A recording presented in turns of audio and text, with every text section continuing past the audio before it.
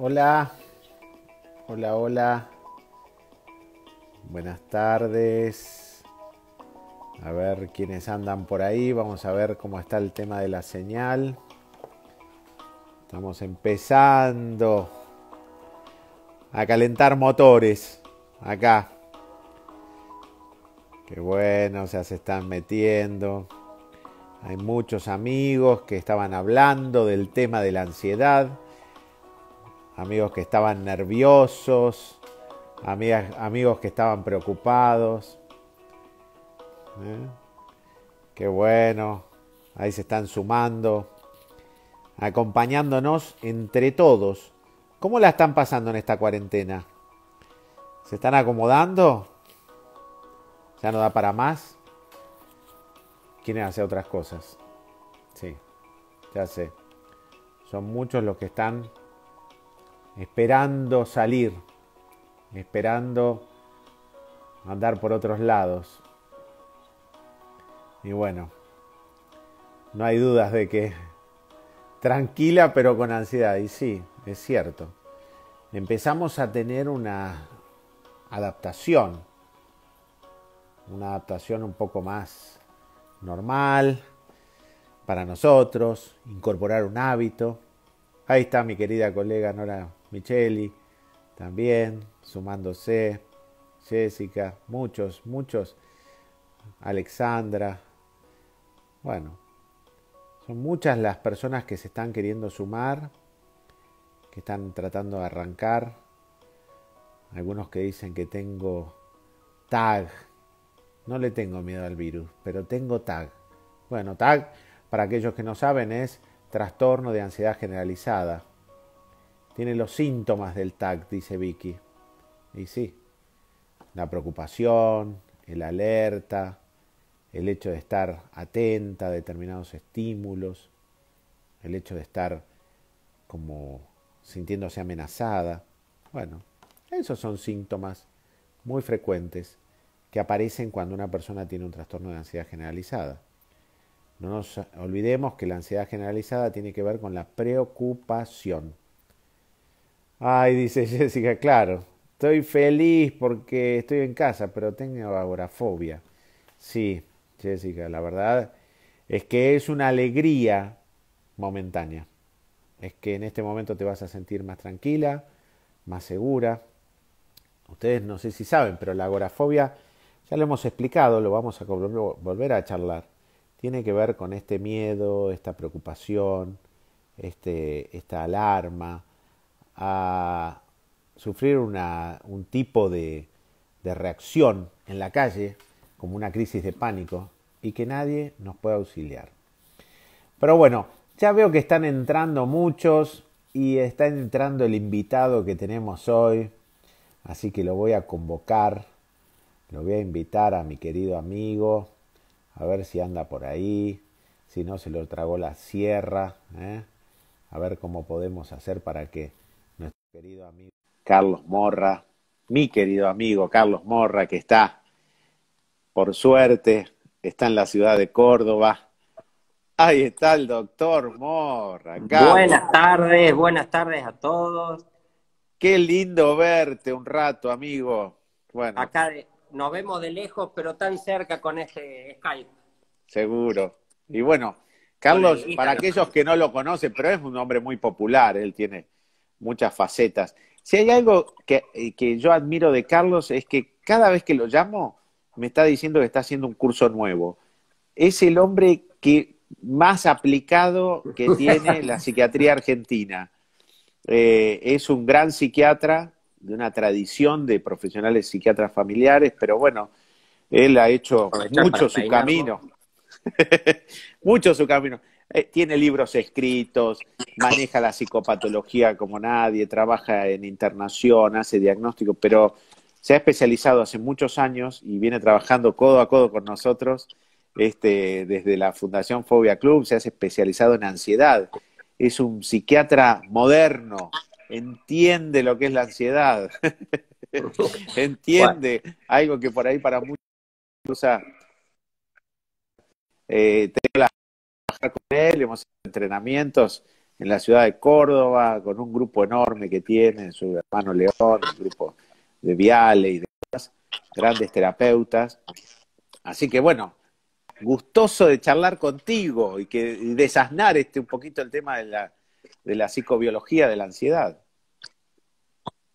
Bueno, realmente es un placer estar acá.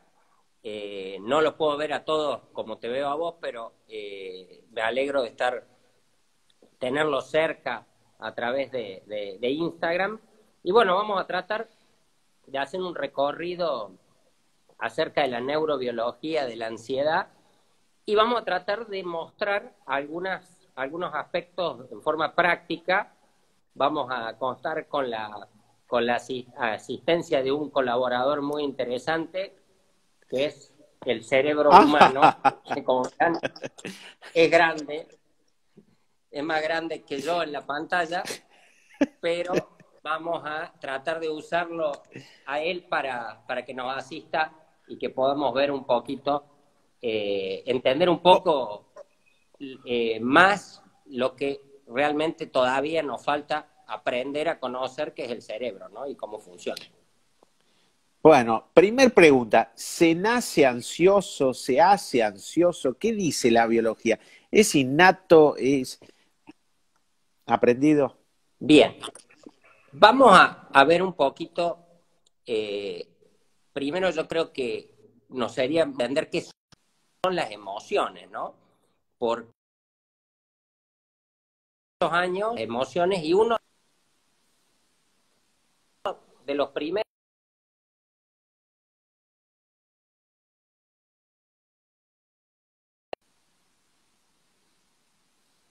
todas las características de elementos adaptativos y de defensa, de adaptación y de defensa. Y que gracias a las emociones nos salvamos de un montón de cosas. Y por ejemplo nos dicen, cuando uno tiene una emoción como la ira y está poniendo cara de enojado, nos muestra o les muestra a las demás personas que no es el mejor momento para ir a pedirle plata a esa persona o pedirle un favor. Entonces evita una pelea, evita un... Sí. Las emociones nos evitan conflictos, pero la ansiedad también es una emoción que tiene una función defensiva, que es mantenernos alerta, y de esa forma, como yo estoy alerta, estoy atento, no corro tantos peligros como debería tener. Entendiendo esto como una defensa, no es lógico que lo que me estaba preguntando tenga una respuesta genética, ¿no? Entonces, hay gente que está mejor preparada para defenderse y que genéticamente tiene un gen que está activo. Nosotros tenemos genéticamente la programación que son unos genes defensivos que cuando hay un peligro muy grande, una manada de tigre, un problema como leones o épocas de mucho peligro, se activaba y nos permitía a toda la tribu, que en ese momento vivía, defenderse porque había gente que estaba defendiendo. Ahora, esa activación, ahora que no tenemos los tigres ni los leones, ¿qué es lo que nos activa? Nos activan las cuentas, nos activan La un FIP. montón de otras, La... el AFIP, el COVID nos activa, el COVID-19. Entonces, esa activación que es genética, no cualquiera se va a enfermar o va a tener problemas de ansiedad, sino que ya tenemos una predisposición. Y bueno, cuando tenemos que saber que en otras épocas hubiéramos sido, si tenemos un trastorno de ansiedad, hubiéramos sido los protectores de la manada, hubiéramos sido los jefes de la tribu, hubiéramos tenido un rol de ser el que primero atiende o el que el primero está atento al peligro. Hoy mucha utilidad no tiene en nuestra actividad diaria, ¿no?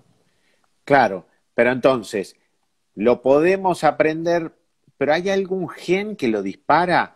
¿Qué pasa con ese famoso gen Woody Allen que circula en algunas publicaciones? ¿Existe?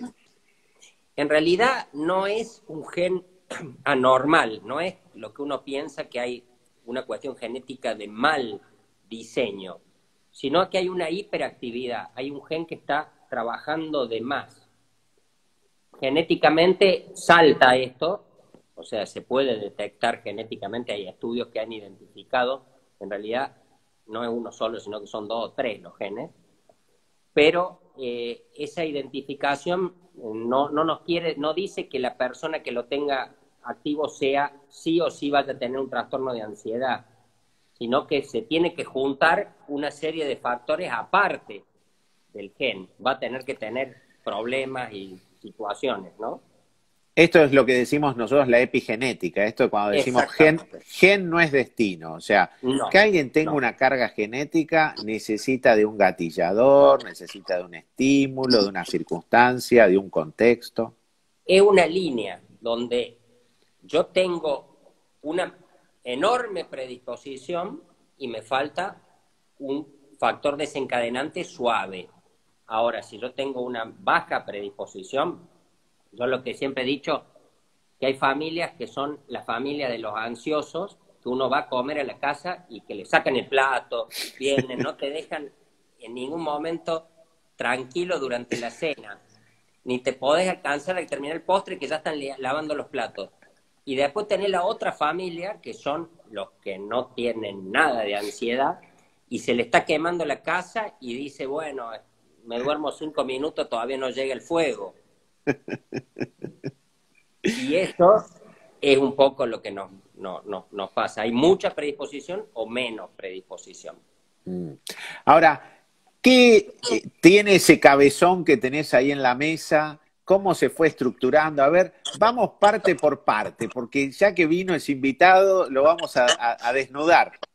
Bueno, el amigo este, como lo pueden ver acá, es un cerebro que tiene 2 hemisferios, dos partes medianamente parecidas, no son iguales porque en algunas de las, digamos, depende si uno es diestro o es zurdo, el desarrollo que va a tomar cada uno de estos 2 hemisferios.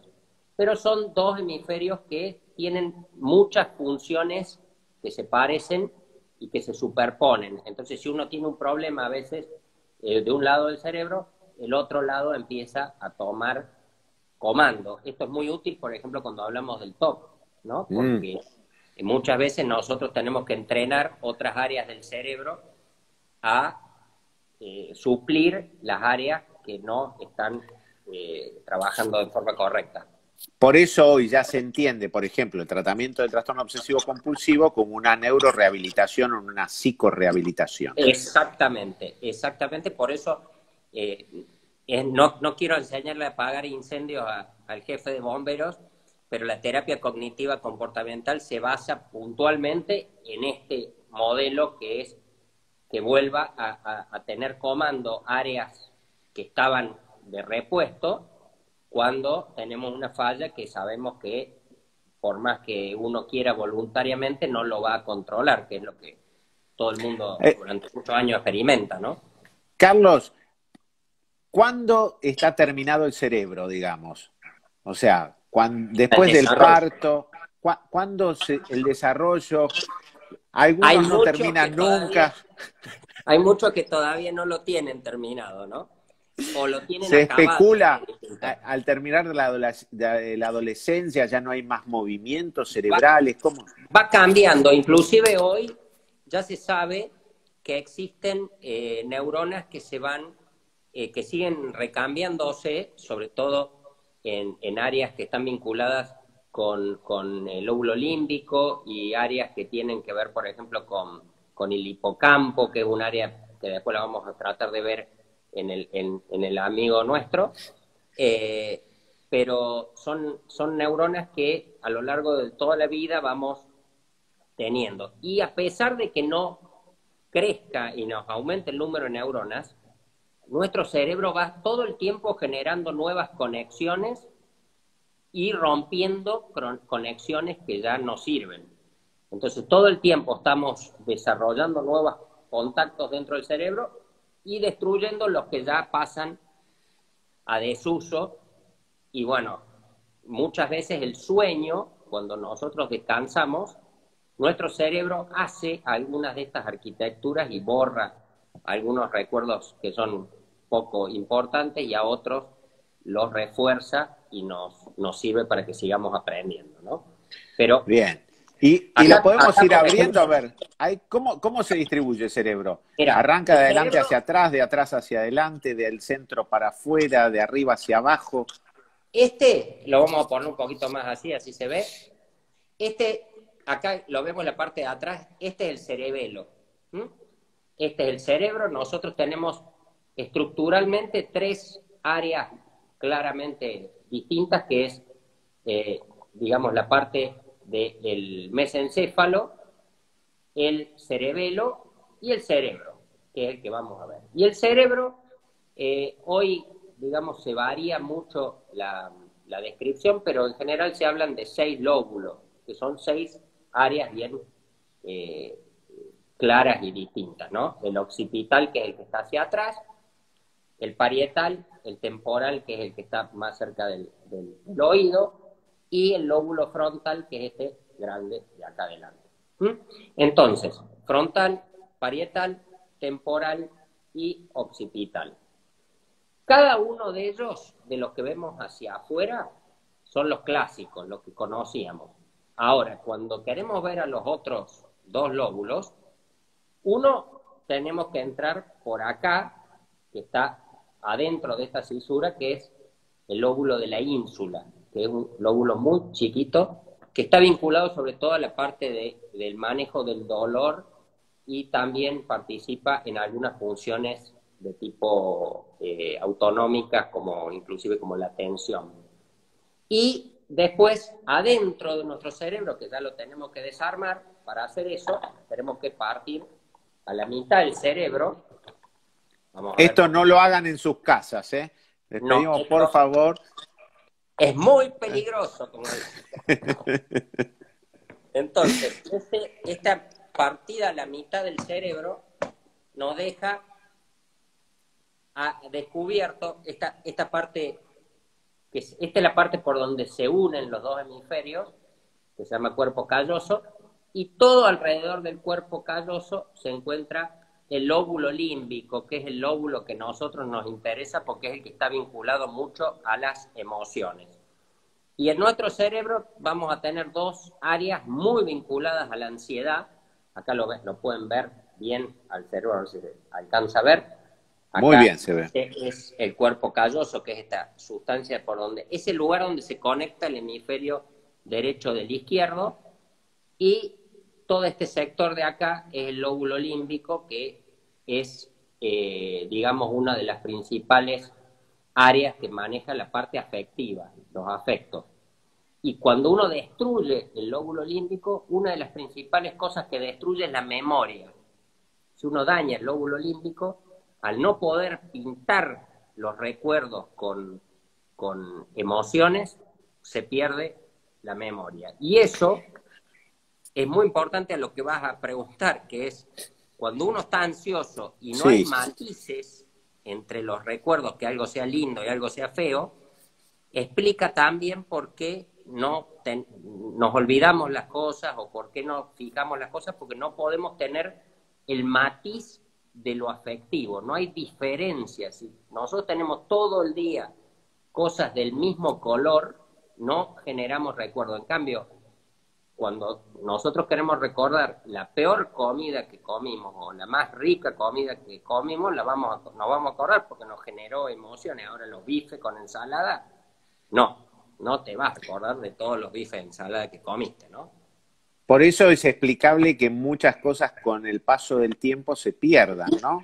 Y cuando Exactamente. decimos, cuando nosotros vamos a buscar en pacientes añosos que tengan trastorno de pánico, por lo general no lo encontramos, porque hay un deterioro muchas veces de la memoria que le pierde afectividad, ¿no? Con relación a Bueno, esto. hay varias áreas del cerebro que se vinculan, sobre todo con esto de la ansiedad, ¿no? Y Una de las áreas que principalmente se destruye con las demencias es el hipocampo, que es un área que está muy cerca, digamos, del cerebelo, está por acá atrás, y el hipocampo en las personas con Alzheimer suele empezar a deteriorarse, se atrofia. Y vamos a ver que toda esta parte afectiva es el centro de la ansiedad. La ansiedad, digamos, el centro, el núcleo donde tenemos las principales respuestas ansiosas está en la amígdala. ¿Dónde está la amígdala? A ver, volvamos otra vez ahí No la al busquen cabezón. acá, no la Y busquen acá. si lo La operaron de amígdala la garganta, la pregunta clásica, es ¿no? más fácil acá. Es una estructura muy pequeña en el Sí. cerebro que se llama amígdala porque tiene forma de almendra. Y las amígdalas también, cuando uno las ve resecadas, también tienen forma de almendra, por eso le tiene el mismo nombre latino.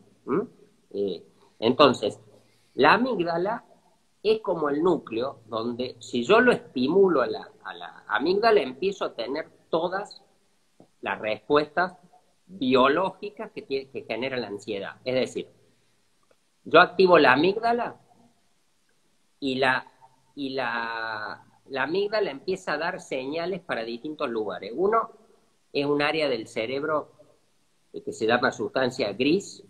Sí, gris como la pantalla, te quedó gris la pantalla. Me quedó gris, no sé qué habrá Sí. pasado. ¿Qué pasó ahí?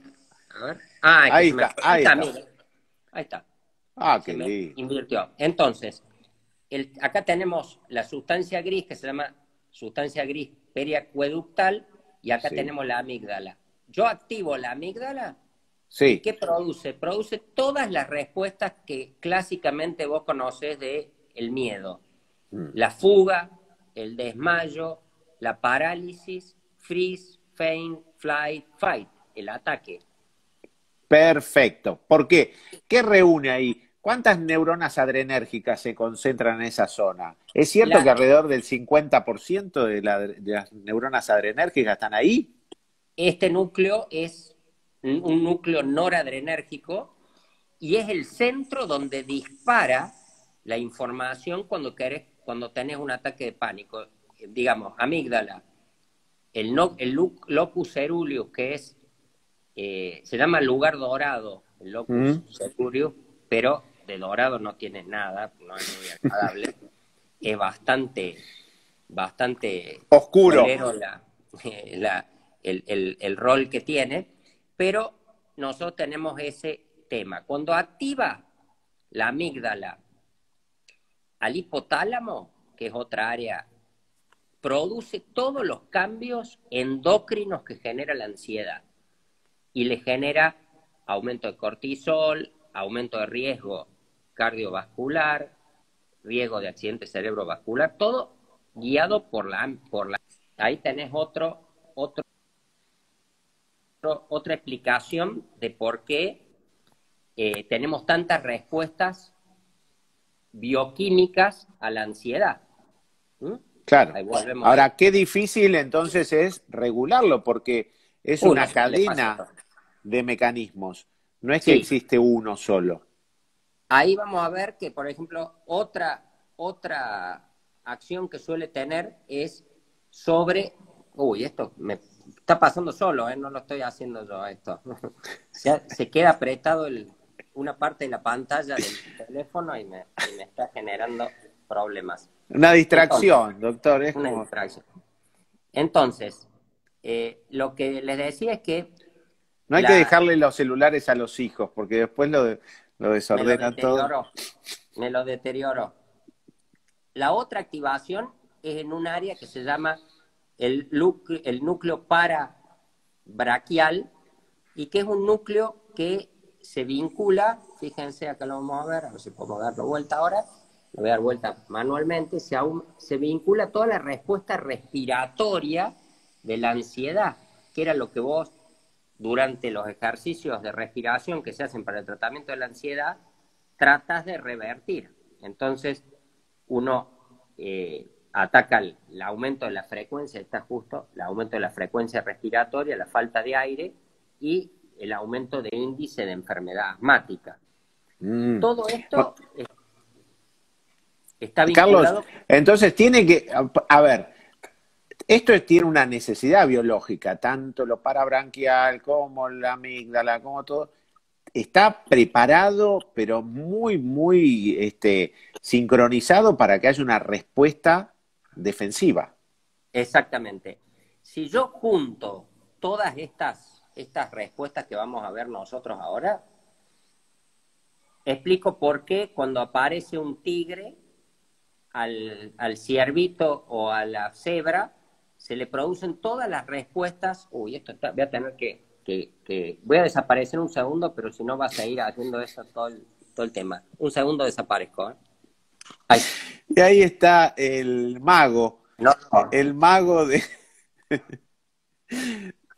la Sí, psiquiatría. tengo que desaparecer sí o sí, porque si no reseteo el teléfono, me sigue haciendo Ahí, eso todo el tiempo. ahí Después, está. por ejemplo, cuando nosotros Ujú. actuamos sobre el locus ceruleus, aparece toda la respuesta cardiovascular de la ansiedad, que es toda la taquicardia, eh, la, todas las causas que la gente teme de tener el corazón acelerado, las palpitaciones, todo eso nos aparece por esa activación que nosotros podemos tener. Y la activación del lóbulo frontal, que es ese que le decía que estaba bien adelante en nuestro cerebro, produce el miedo. Entonces, si nosotros podemos apagar a la amígdala, controlamos la ansiedad. Esa sería la primera respuesta que uno puede. A ver si se da vuelta. Ahí está. Si uno pudiera apagar un poco la amígdala, neurobiológicamente lograríamos controlar. ¿Y cómo lo hacemos? Muchas veces farmacológicamente.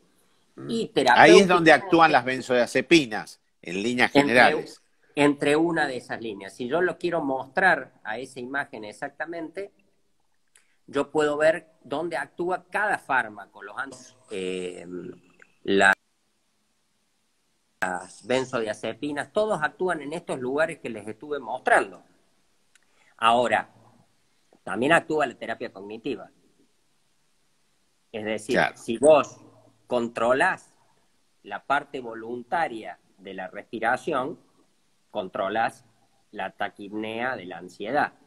Si vos controlás la parte voluntaria del corazón, podés controlar la taquicardia a través de la respiración también. Entonces, muchas de las técnicas que manejas desde el punto de vista de lo cognitivo comportamental están ancladas con esta base biológica que no es desconocida a vos, sino que es parte de esta dinámica, ¿no? Claro.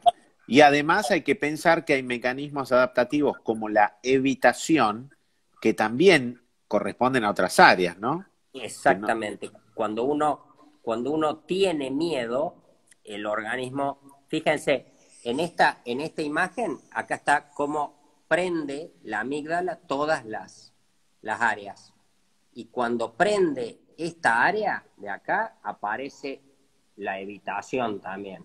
Aparece el plan, cómo diablos salgo de esta situación, cómo me escapo de esto. Y aparece el plan y aparece la evitación y después empieza a reforzarse esto que uno empieza a hacer y termina generando la agorafobia o las fobias específicas, ¿no?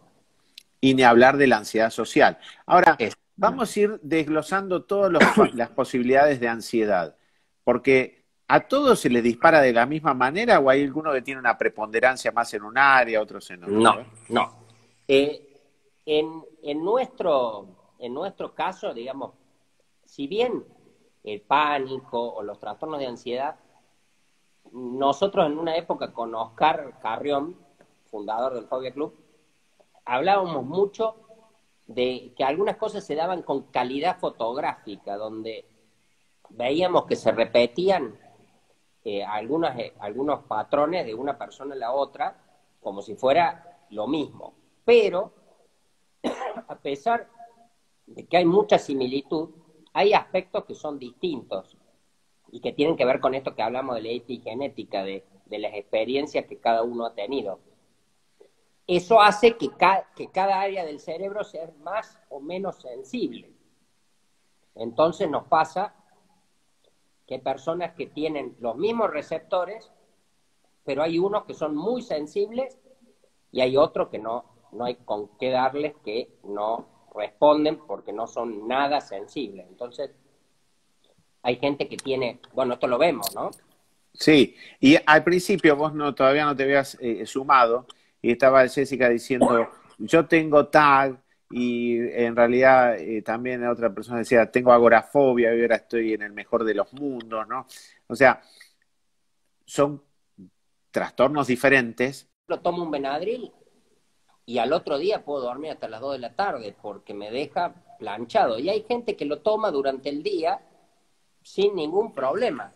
Entonces, este punto es lo mismo que pasa con algunos tratamientos. Nosotros tenemos muchas veces que adaptar algunos aspectos al funcionamiento o a las características propias de cada persona, ¿no? Uh-huh. Ahora, en las mujeres, en los hombres, ¿los medicamentos actúan de la misma manera? Porque hormonalmente somos tan distintos. ¿Qué pasa ahí? Porque cuando hablamos de la norepinefrina, o sea, de todo lo que tiene que ver justamente con las reacciones que tiene que ver con el miedo, Sí. hay hormonas también. Sí, sí. Tenemos algunas diferencias. No es que tenemos, digamos, vamos, estadísticamente vos sabés que muchos de los trastornos de ansiedad que son más frecuentes en mujeres que hombres, y muchas veces también esto por ahí suena raro, pero el cerebro masculino y femenino tienen diferencias condicionadas por las hormonas. Cuando nosotros, en la época que todavía estamos en el vientre de nuestra madre, se empiezan a desarrollar nuestros genitales, empezamos a tener señales hormonales distintas entre el hombre y la mujer. Y una de las cosas que pasa es que se desarrolla distinto el cerebro. No es que uno sea más grande, más bueno, mejor, sino que tienen diferencias. Y esas diferencias, ahora se presta para todos los chistes machistas y feministas y todo esto, pero las diferencias nos hacen distintos. Si una persona, un varón, tiene un accidente cerebrovascular, es distinta la forma que se va a recuperar que las mujeres. ¿Por qué? Porque el hombre tiene muy concentrado de un mismo lado las funciones. En cambio, la mujer lo tiene más distribuido de los dos lados. Entonces, la mujer se va a reponer mucho más fácilmente de un accidente cerebrovascular cuando les da del lado dominante que el hombre. Qué interesante. Eso es Qué muy interesante. importante. Muy importante. Pero a nivel de tratamiento, vos sabés que en la sexología nosotros manejamos mucho el tema de la testosterona y hoy por hoy hasta está trabajando mucho sobre el tema del deseo y todo el tema. Con relación a los trastornos de ansiedad, la testosterona, que podríamos decir que es esa hormona que también le hace luchar al hombre y que Sí. tiene la capacidad de reacción y que podríamos hablar de que le da esta postura un poco más desafiante.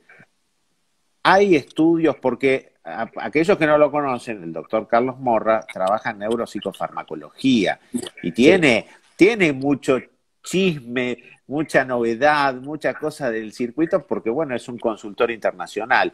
Entonces, vos, Carlos, ¿ves que por esa vía se está haciendo alguna investigación, se está trabajando? Mira, hay varias de las drogas que están viniendo de base hormonal. Inclusive por primera vez una de las depresiones, que acuérdense siempre que como los medicamentos para la depresión y la ansiedad se pisan bastante, los antidepresivos sobre todo se usan mucho en ansiedad, eh, a veces los descubrimientos en depresión vienen antes que los de ansiedad y van abriendo el paso, pero por primera vez se habló de un tratamiento hormonal para las depresiones premenstruales, esos trastornos que las mujeres tienen durante el ciclo menstrual, que algunas hacen cuadros depresivos, no que se ponen irritables o que se ponen enojosas o por ahí que tienen tensión mamaria o cosas así que les molestan, sino que ya directamente es en cuadros depresivos. En ese caso, Ujú. ya tenemos un tratamiento que es un tratamiento hormonal. Ahora bien, el tratamiento, cuando uno apunta desde el punto de vista sexológico, tiene mucho que ver el fármaco que vamos a utilizar, porque muchos de los fármacos bajan la libido. Entonces, muchas veces tenemos que pensar en dos factores. Uno, que la mujer se va, que puede embarazarse si es una mujer joven, que el hombre no, porque entonces no corre riesgo del tratamiento que pase al feto, ¿no? Y por otro lado, la libido muchas veces cuando baja genera muchos problemas a tanto hombres como a mujeres, ¿no?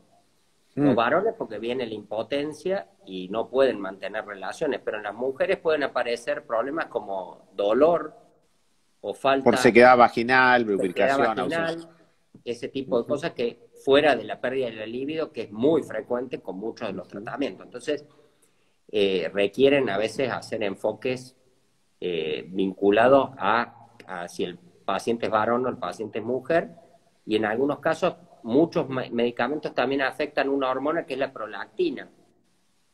Y también, Fundamental eso. Fundamental el tema de la prolactina. ¿Podés hablarnos cómo se produce, qué pasa con bueno, con el la, la, desarrollo? nosotros tenemos específicamente en un área del cerebro, a ver si tengo la fotito acá, porque creo que no la traje acá en esta presentación. Eh, Nosotros tenemos un área que se llama área túbero-infundibular, que es un área dentro del cerebro que está vinculado con una glándula, y esa área, ese circuito, vincula muchos de los efectos que producen los fármacos en esa área, en esta glándula, en la hipófisis, y se produce aumento o disminución de la prolactina. La prolactina tiene una función normal, que es en el embarazo, que es la producción de la leche durante el embarazo. Y la oxitocina, que lo que hace es que baje la leche. Y estas sustancias tienen también efectos en neurotransmisor, es decir, nosotros, tanto oxitocina como prolactina, tienen un efecto sobre nuestro cerebro. Y uno de los efectos que produce en el cerebro la prolactina es la pérdida de la libido. Entonces, cuando se produce el aumento de la prolactina, nos tira abajo el interés en la sexualidad. Entonces, Mm. cada una de estas hormonas actúa pegada a un neurotransmisor, que los neurotransmisores son los que vinculan las acciones en las comunicaciones en el cerebro, para ser Mm. más claro, ¿no? Les recuerdo a todos que va a quedar grabada para aquellos que están tomando nota, la pueden volver a ver a la charla porque están preguntando eso. Que la Carlos, quieran ver de nuevo es otra cosa, pero la van a poder ver. Si les parece Carlos, flojo, no la van a ver. hay cosas muy interesantes que decís porque el tema de la prolactina nosotros lo vemos activado en pacientes jóvenes que a veces tienen un desajuste hormonal producto del estrés y producto de justamente un cuadro ansioso de base. Pero también nos pasa que vienen pacientes con alteraciones tiroideas, o sea, que vienen con un Hashimoto, que vienen con alguna dificultad tiroidea y que manifiestan crisis de pánico. Bien, nosotros somos, como para que se guíen, ¿por qué no es fácil para nosotros estudiar la neurociencia? Porque nosotros tenemos en nuestro cerebro cerca de 50 neurotransmisores. Cuando nosotros describimos, hablamos generalmente de 5. Los otros 45 entran muchísimas de las hormonas. Yo les dije la oxitocina, la hormona tiroidea. Hay péptidos, uno sabe que el chocolate les gusta, bueno, pues tiene un neurotransmisor que es la anandamida. hay un montón de sustancias que tienen acción en nuestro cerebro. Y muchas de esas sustancias son responsables de estos cuadros de ansiedad, de los cuadros de la sexualidad y del mismo ataque de pánico, porque nosotros hace cuántos años hablábamos con Oscar de la colecistoquinina, Muchos. pero Te diría, 20 años. y la monoaminoxidasa y los citocrom, o sea, cuántas cosas que el tiempo después fue dándole la razón a Oscar Carrión, que fue un mentor nuestro, que ¿Sí? fundador de la fundación y con el cual compartíamos muchos debates científicos, basados a Y veces salían por a comer investigar. mucho también. Vos también venías, yo me Sí, acuerdo, sí. había una época, No le voy a echar no la solo a culpa del comer aumento de venías, peso, pero no bueno, solo a sí. comer, pero bueno, es otro debate ese. Pero nada, yo por eso es importante esto que hablo, porque yo quiero avanzar sobre el tema de qué pasa con lo hormonal en la mujer, qué pasa con los elementos cuando cuando una mujer tiene esta dificultad, ¿no? Este, de que Sí. tiene un problema tiroideo y manifiesta ansiedad, o tiene una cuestión postmenstrual, o tiene una cuestión postmenopáusica, y se ve Sí. mucha alteración ansiosa. Este punto que yo les mostré, donde está la amígdala, donde la amígdala se junta con distintas áreas, les da la pauta de muchas de estas acciones, ¿no? Lo que les mostraba recién de la amígdala vinculada en la parte endocrina es uno de los factores que nosotros más ubicamos a lo largo del tiempo, ¿no? Entonces, eh, yo estaba viendo, porque entre medio que estábamos ahí, lo que hice fue borrar todas las diapositivas. Apoyé el teléfono y me borró toda la diapositiva, así que estoy deshaciendo, eliminar las diapositivas, porque si no me voy a quedar sin ninguna para la La próxima memoria, doctor, presentación. justo hablaba, dijo, lo que yo dejo de usar lo tiro, ya está. Bueno, ya lo Sí, había usado. es más o menos lo mismo, pero lo que estaba tratando de comentarles es que esta región, Sí, el hipotálamo y la que hipófisis, define un eje, digamos, también esto, exacto, define un eje para el ser humano. ¿Qué es un eje? Digamos, ¿qué significa tener un eje dentro de lo son una hormonal? serie de estructuras que se alinean, por eso eje, y la amígdala con el hipotálamo son estructuras neurológicas, están en nuestro cerebro y se guían por neurotransmisores y electricidad. Pero el hipotálamo se junta con la hipófisis, y la hipófisis es el lugar donde las señales eléctricas se transforman en señales hormonales. Entonces, todo lo que pasa en nuestro cerebro no queda en nuestro cerebro, sino a través de la hipófisis pasa al organismo a través de hormonas. Y una de las que se agrega es esta, la prolactina, que nos tira abajo la sexualidad, o durante el embarazo le produce el aumento del tamaño de las mamas y la leche. Ujú. ¿Mm? Y en el desarrollo embrionario, ya que estamos con el tema de las hormonas, madre ansiosa, estresada, ¿genera chicos ansiosos? No es tan matemático, porque el cerebro no es matemático y la genética tampoco lo es, y donde nosotros pensábamos, porque nosotros lo vemos, es decir, esta pregunta es un poco hasta retórica, porque uno ve la madre ansiosa, los hijos ansiosos, los nietos ansiosos, pero lamentablemente hay una parte que no es tan la condena Innata. innata, sino que participa lo ambiental. Y por ahí nos encontramos con un chico ansioso sin ningún familiar ansioso cercano. Entonces, ese el, el caso que nos explica todo esto de que hay una tendencia, no una matemática. Bueno, entonces, importante acá para los padres, ¿no? Para el padre, el No varón a veces. todo. No todo está determinado por la mamá, o sea, la intervención del padre en el estilo, en la comunicación, en la formación, en el apego, no nos olvidemos que una de las funciones primarias que tenemos los seres humanos es el apego, es cómo controlamos la ansiedad.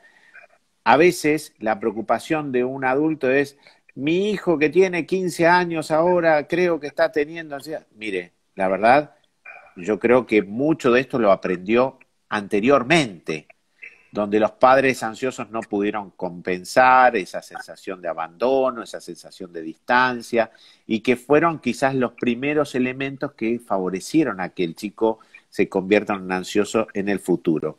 Las estadísticas dicen que el 50% de las personas que tienen alta sensibilidad a la ansiedad, medido, de niños, van a desarrollar un cuadro ansioso en la adultez. Ujú. Y esa sensibilidad tiene que ver con el aprendizaje. Sí, el apego, nosotros mismos sabemos que la ansiedad de la madre y la depresión de la madre afectan la relación que va a tener con el niño durante los primeros meses y también afecta, nosotros sabemos que hasta el parto afecta, porque por cada punto que la madre tiene en cualquier escala de ansiedad, llámese la escala Hamilton de ansiedad, por ejemplo, el niño adelanta días del parto. Entonces, si una madre tiene por ahí 10 puntos en la escala de Hamilton, por ahí el parto se adelanta un mes. Entonces, es Impresionante. impresionante los riesgos que uno tiene si no controla la ansiedad, ¿no? Mm, mm. Yo ¿Qué? recuerdo mucho el workshop que hicimos con Michael Otto, Sí, que año trabajaba 98. en el año 98, trabajaba con ansiedad en las personas que no podían recibir tratamiento farmacológico y uno eran las embarazadas y hablábamos justamente de lo que era el tratamiento de la ansiedad de la embarazada. Mm. Bueno, Ujú. y no hay dudas que es un grupo muy alto porque además la situación de embarazo favorece los niveles de preocupación, digamos. Cuando hace un escaneo poblacional, la mayoría de las embarazadas tienen miedo a tener un embarazo defectuoso, que tenga alteraciones en el desarrollo normal, que tenga complicaciones. Siempre hay una fantasía de riesgo, algo que hice, algo que no hice. Bueno, es muy, muy importante esto de entender que hay miedos que son normales, que tienen que ver con la preocupación normal, y hay ansiedad que es patológica, ¿no? Exactamente. Lo que estamos viendo en general, que es un poco para tranquilizar a la gente, es que la ansiedad en general, casi todas estas áreas, no es que estén funcionando mal, no es como un tumor que aparece y que hace algo que no está preparado el cerebro, sino que lo que están haciendo es hiperactivar a nuestro cerebro, mantener demasiado activo el cerebro y eso obviamente no es bueno porque hace que funcione de más un montón de estructuras, no solo a nivel de cerebral, sino endocrino, cardiovascular, respiratorio, etcétera. Pero bueno, esto es algo importante que uno tiene que destacar en el sentido de que hay situaciones que uno puede ir corrigiendo, que tiene que ver con el estilo de personalidad, que tiene que ver con muchas circunstancias que hacen al manejo de las situaciones, a la resolución de problemas, cómo se puede ir autocalmando, cómo se puede ir autogenerando situaciones que corrijan Es, esa hiperactividad. exactamente, todo el organismo es muy adaptable y uno siempre lo puede. Fíjense, cuando uno, por ejemplo, toma mucho café, los primeros días puedes andar con ansiedad, con insomnio, pero después, al cabo de unos días, ya se adapta. Lo mismo cuando, qué sé yo, toma todo el día tilo. No es que vaya a hacer el mismo efecto, sino que se va adaptando en un montón de Ujú. conductas. Entonces, es bueno el entrenarse, porque muchos de estos procesos que se aprenden pueden controlar estas hiperactividades de áreas específicas del cerebro, ¿no? O sea, que nosotros tenemos posibilidades de corregir neurobiológicamente nuestra respuesta, digamos. Y esto es algo que vos mencionaste y yo quiero subrayar, que cuando decimos qué efecto tiene la terapia cognitiva ha mostrado efecto justamente en áreas funcionales, es decir, Sí, ha sí, ido sí. compensando, ha ido disminuyendo la hiperactividad, la hipervigilancia, la producción de pensamientos, la producción de amenazas. Entonces, bueno, es muy importante porque es un mensaje esperanzador para los pacientes. Es decir, no estoy condenado a sufrir ansiedad toda la vida. La ansiedad en general es lo que yo les contaba un poco en un momento el nombre. Si de golpe a un ciervo le aparece un peligro, se produce una activación de la amígdala, se producen adrenalina, noradrenalina, un montón de sustancias que se liberan y se produce una respuesta fisiológica, una respuesta normal. El ciervito abre las pupilas para ver a dónde tiene que huir, empieza a respirar agitadamente para oxigenar todo, se tensiona muscularmente para poder escapar y salir rápido, la sangre le llega a todos lados, a veces orina o defeca para dejar un señuelo para confundir, se corta la digestión para que la sangre vaya a los lugares donde tiene que ir, y todas estas funciones que se dan en todas las especies son los síntomas que siente una persona que tiene ansiedad. Y Ahora más bien, cuando tiene una crisis de pánico, se da todo junto en poco lo tiempo. mismo, se activa y hace una descarga de un montón de estas funciones. Lo bueno que tiene es que algunas de estas funciones tienen doble comando. No son solamente automáticas del cerebro, sino que uno las puede controlar, como la respiración.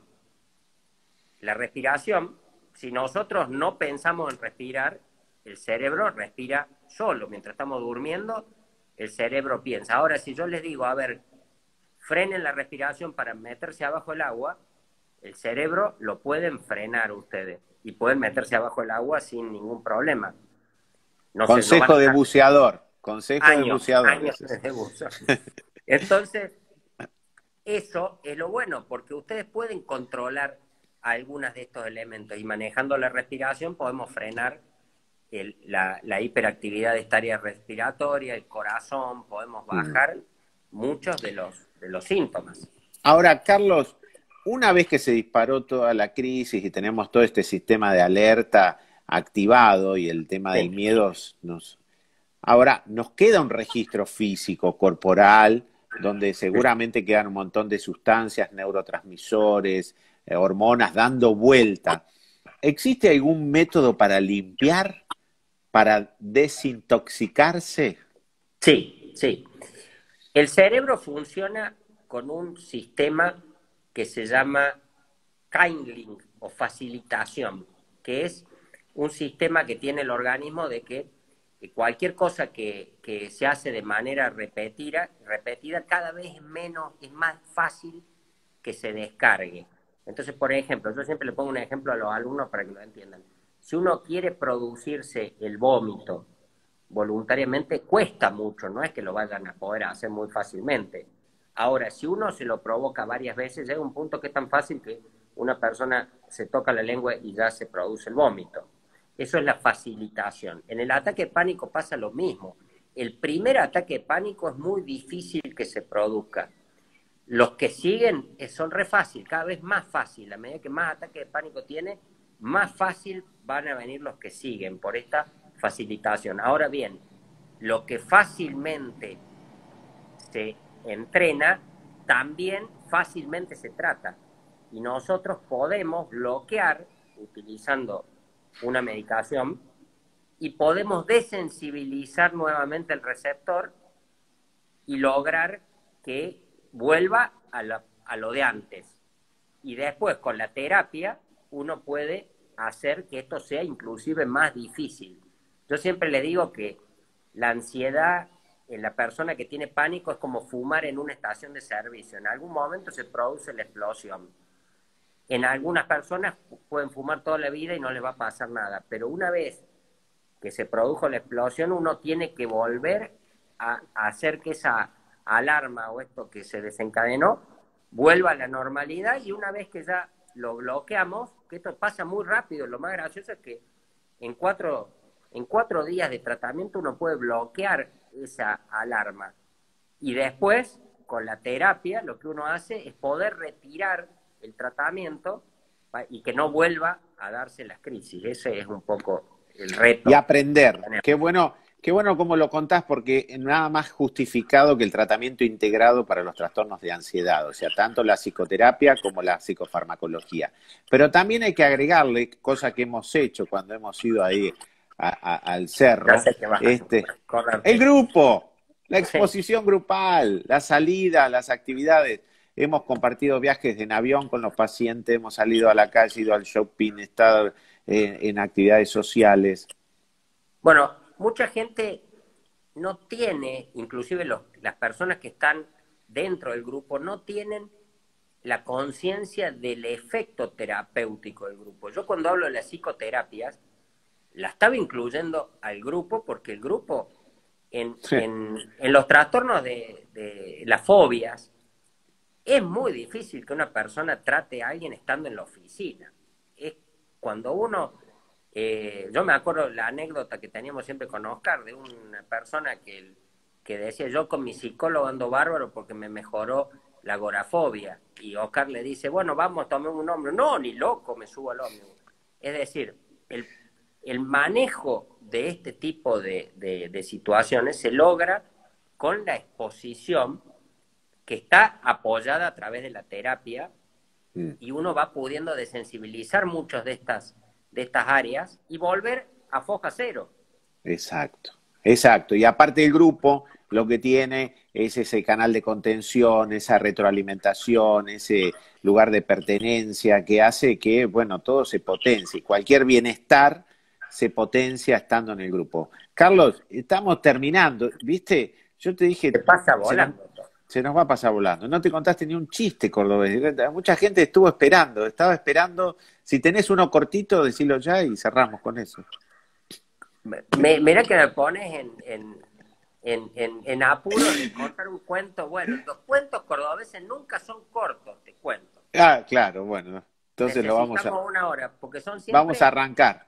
Vamos a historias, arrancar con eso. Vamos a son arrancar con eso. historias.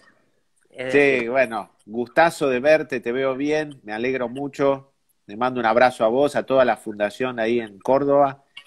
y lo Y otro bueno, que te voy a recomendar es que, como te has sentado, parece que tuvieras un gorro de cumpleaños atrás. Ese te lo ay, me voy voy a a correr. poner. Tengo un Correcto, barquito ahí atrás. porque eso parece que estuvieras viniendo de algún cumpleaños. Así que, Lo- La vida es un carnaval, hay que disfrutarlo, hay que entregarse al placer también, así que bueno, si tenemos un cumpleaños, claro que sí, hoy hay un cumpleaños acá en casa, el cumpleaños de Fiona, así que te mando un abrazo, perfecto. vamos a Bueno, seguir de cumpleaños. un abrazo enorme y saludos a todos. Y bueno, les deseo un buen fin de semana y que espero que les haya más o menos gustado y que les pique el bicho de la curiosidad, porque esto, como ya les digo, todos los días aparece algo nuevo y hay una novedad en referencia al funcionamiento de nuestro cerebro. Así que muchas gracias por la invitación, Gustavo. Te